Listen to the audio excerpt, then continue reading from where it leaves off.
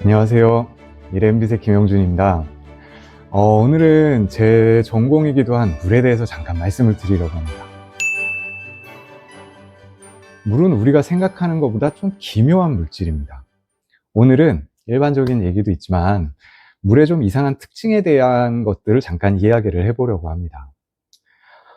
지구는 약 46억 년, 47억 년 전에 형성이 됐고 초기에는 아주 뜨거운 용암 행성이었다고 알려져 있죠. 그런데 약 38억 년에서 한 39억 년 전쯤부터 막 수백만 년 동안 계속해서 비가 내린 거예요. 그리고 그렇게 해서 내린 비가 지구의 지금의 바다를 만들었고, 그 바다에서 최초의 생명체가 태동하기 시작한 것이죠. 그 시작이 바로, 생명체의 시작이 바로 물이라고 할 수 있습니다. 지금 이 순간 우리 몸도 물로 가득 차 있어요.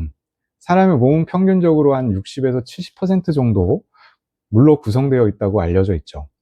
물론 신생아는 한 80%에 가깝고 노인이 되면 한 50에서 60% 정도 수준까지 감소를 하기는 합니다. 물론 이 물이 그냥 이렇게 우리가 마시는 컵에 담겨 있는 물처럼 있는 건 아니죠. 세포 안팎에 분포한 체액이나 혈액, 세포질, 림프 등 다양한 형태로 존재를 하면서 생화학 반응, 그리고 노폐물의 배출, 온도 조절을 도와주고 있어요. 그리고 아마도 물의 가장 이상한 특징은 밀도 역전 현상일 것 같아요. 보통 다른 물질들은 고체가 액체보다 밀도가 훨씬 높습니다. 그래서 고체가 되면 더 무거워지는 거죠. 하지만 물은 그 반대예요. 아마 우리가 일상 주변에서 만날 수 있는 물질들 중에 이렇게 밀도 역전이 일어나는 거는 아마 물밖에 없을 겁니다.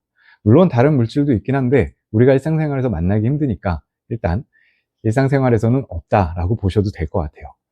그리고 고체가 되면 액체일 때보다 부피가 늘어나고 밀도가 낮아지는 거죠. 그래서 얼음이 물 위에 뜨게 되는 거죠. 이 덕분에 겨울에도 얼음 아래는 물로 존재를 하기 때문에 물고기와 생명체가 살아남을 수 있게 돼요. 만약 그렇지 않다면 한겨울에 우리는 너무 쉽게 낚시를 하게 될 겁니다. 바닥부터 얼음이 쭉 생기면서 올라와서 물고기가 자연스럽게 위로 올라와 있으니까 우리는 가서 그냥 탁 잡아오면 될 테니까요. 하지만 그렇지 않은 게 바로 생명이 존재하고 살아갈 수 있도록 되어 있는 물의 특징이라고 할 수 있습니다. 그리고 물의 수소 결합 또한 물의 특징으로 볼 수 있는데, 이 독특한 성질은 모두 물 분자의 구조 덕분이에요. 물은 극성이면서 분자 간 수소 결합이 형성돼서 끓는 점이 높고 비율도 큽니다. 이로 인해서 물은 열을 저장을 하고 천천히 식는 특성을 가지게 되는 거죠. 그것 때문에 우리가 바닷가 근처에 살 때는 너무나 온화한 기후 속에 산다 라고 얘기할 수 있게 되는 겁니다. 또한 물은 맞는 용매입니다. 우리가 너무나 잘 알고 있는 사실인데 이 또한 물의 특성이에요. 근데 우리는 너무나 당연하게 물로 무언가를 닦아내기도 하고 물에 무언가를 녹일 생각을 하잖아요. 이게 바로 만능 용매이기 때문인 거거든요.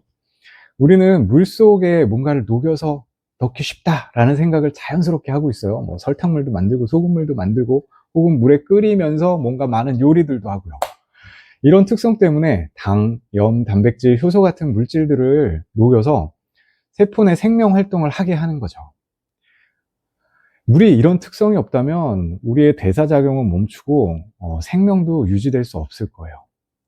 하지만 물론 모든 물이 같은 물은 아니겠죠. 정제수, 광천수, 추출수, 그리고 실험실에서 쓰는 걸로 본다면 증류수, 초순수 이런 다양한 물이 있고 물의 종류에 따라 용도도 효과도 많이 달라지게 됩니다. 그래서 아마 화장품에 쓰는 정제수도 아주 깨끗한 물을 사용을 하게 될 거예요. 다음으로는 진짜 전공이기도 한 물의 순환인데, 우리가 사용하는 물은 하수로 흘러 들어가고 하수 처리장에서 처리 공정을 거쳐서 하천 등으로 방류를 하게 됩니다. 물론 굉장히 많이 정화를 하게 되지만 정화되지 못한 물질들은 다시 하천과 바다로 흘러가게 돼요. 일반적인 오염 물질들은 하수 처리장에서 잘 처리가 됩니다. 하수 처리 공법들이 많이 기술이 올라왔고 좋은 기술들이 개발이 돼서 또한 처리장에서 더 열심히 처리를 하고 있는 건 맞아요. 하지만 분해시킬 수 없는 물질들이 있는 것도 사실이에요. 그리고 분해시킬 수 없는 물질들은 그냥 다시 하천으로 방류가 되고 있습니다. 사실 대표적으로 문제가 되는 게 항생제 같은 물질이겠죠.